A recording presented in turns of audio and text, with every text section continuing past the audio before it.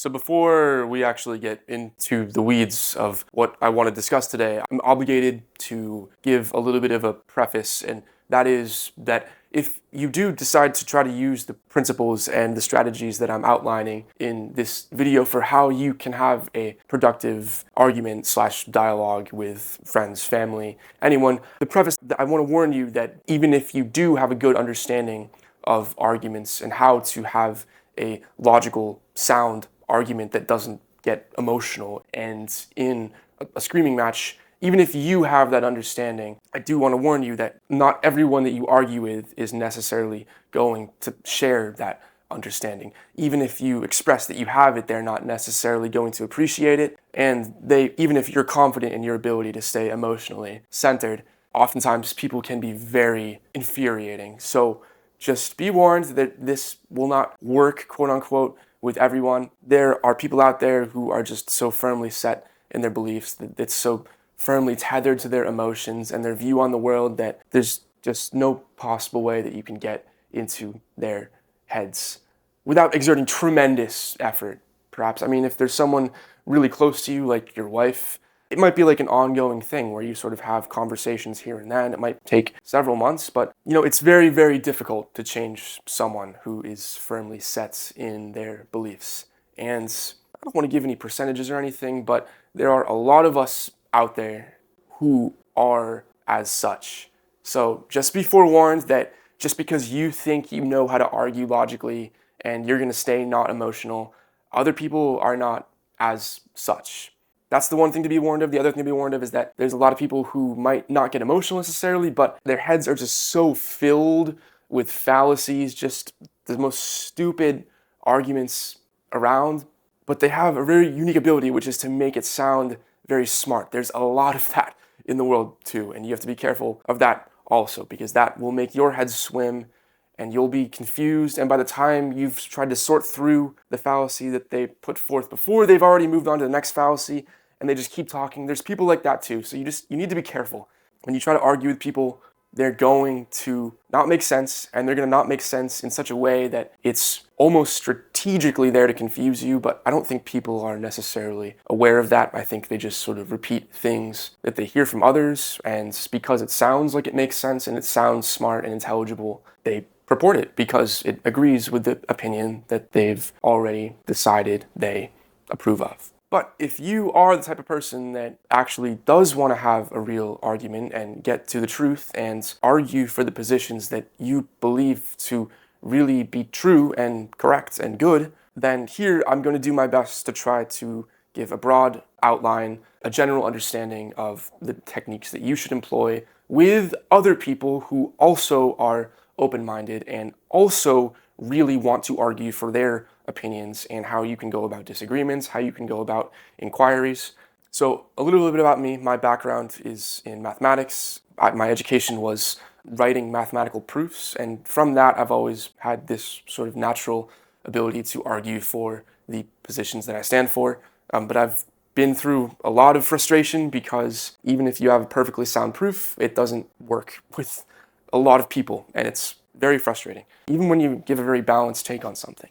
So I guess I'll repeat my preface here, which is that just be careful who you try to argue with. Not everyone is receptive to real argument. So take that with a grain of salt. But no, I've always enjoyed argument. I've always been fascinated by logic and philosophy and such. But I've been reading this book called The New Dialectic recently, which has formalized a lot of the things in conversational argument that I've sort of grasped intuitively. But now I have a concrete understanding of it, and very satisfying to me. But in any case, this video is largely going to be based on this book, and there's going to be plenty more videos to come based on this book because it's brilliant. Now, there are many different kinds of dialectic argument to examine. We're going to be focusing mainly on persuasion dialogue in this video. This is probably the most common type of argument. This is the one that you probably think of when you think of argument. That is, we have two or more people, and one person proposes a thesis. The second person is criticizing that thesis and or has their own thesis, and we see the clashing of arguments. I'm trying to sort out which thesis is true or correct, who's correct,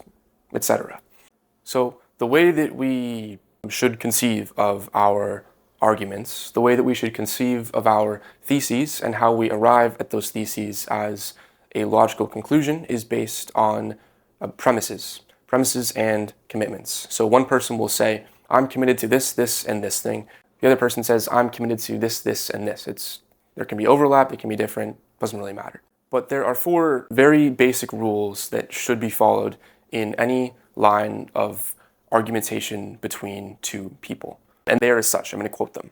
Rule 1, the respondent accepts the premises as commitments. So the premises are essentially a shared set of commitments that is basically more or less, we're agreeing on a worldview that this is how things are, and where that goes from here, we're not really sure, but we're going to accept as a premise, for example, that the sky is blue. That's probably not going to be relevant to very many serious arguments, but the premise is just where we start. It's like a foundation, a baseline. So the very first thing is you need to make your premises very clear. And if you don't agree on your premises, then the rest of the argument is completely fatuous. There's no point, really. You're basically speaking 2 different languages at that point if you don't have a shared set of premises. Rule number 2, each inference in the chain of arguments is structurally correct according to an argumentation scheme.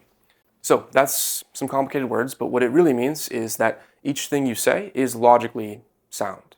And here for this video, I don't intend to get into the nitty-gritty details of an argumentation scheme, but you can think of this just as don't use fallacies. That's basically what it is. Rule number 3, the chain of argumentation must have a proponent's thesis as its ultimate conclusion. So one of the fallacies that I see all the time when I'm watching arguments or listening to or participating in arguments is called ignoratio elenchi, which is Latin. I like to use the Latin because it's fancy. I'm into it personally. Call me a snob. But this is basically the fallacy of irrelevant conclusion.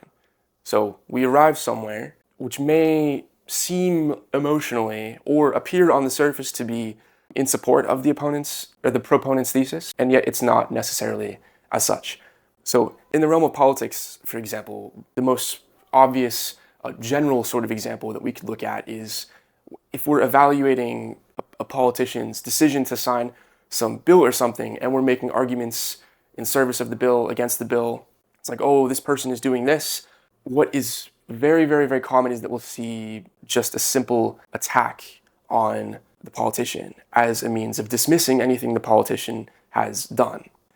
You know, there's a clip that was released a while ago, maybe like 5 years ago or something, but the clip really disturbed me, and it was because of the thing that I'm talking about. It was a large panel on a Bill Maher show, and Jordan Peterson asks a question about Trump and about Trump supporters and how, you know, Trump, he's a danger to the nation, he's a madman, so it seems. But what do we do about all these people who voted for Trump? Like over half the country voted for Trump. It's a very important question. It's a very necessary and logical question that we should be considering, because if we're all so certain that Trump is such a danger to the nation, what about the half of the entire population that voted for him? You know, what are we supposed to do about that? That's the question that's put forth. And within about, I want to say, a minute, the panel just regresses into all these just attacks against Trump himself. And it's the most pointless, stupid example of dialogue. Like, it's a perfect example of what I'm describing.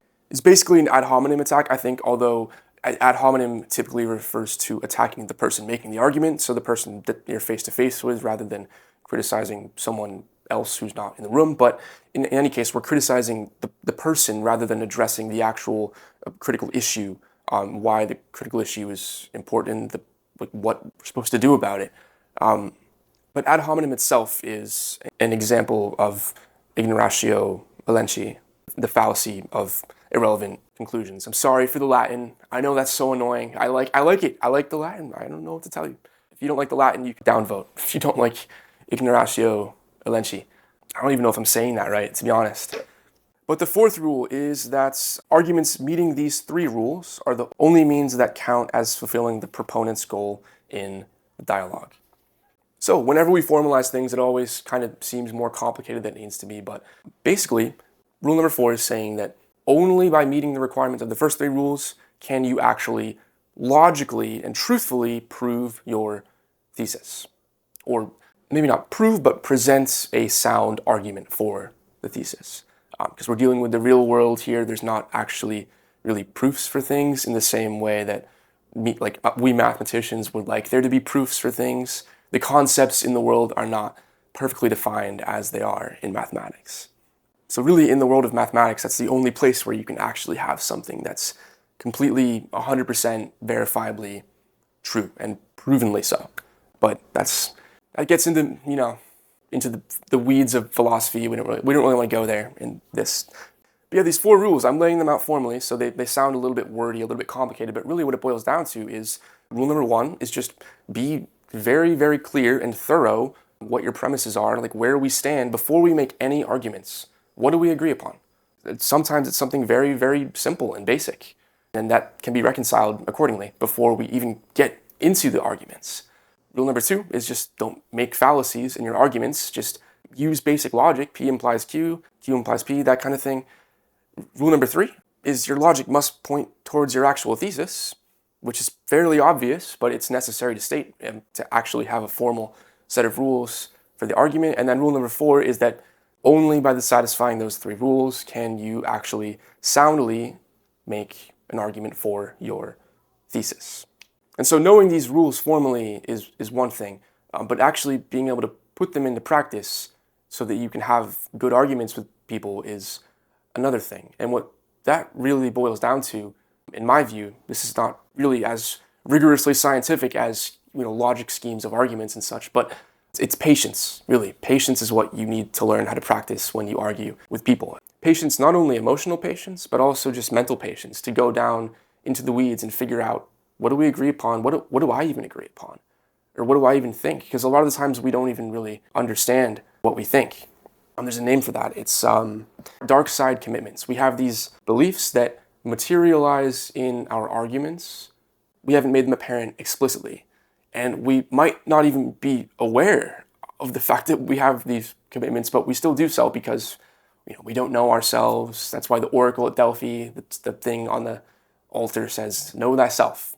Because there's aspects of ourselves that we don't really know. There's trauma, repression, suppression, the shadow, the Jungian shadow. There's all kinds of stuff in there that materializes, that manifests in our arguments.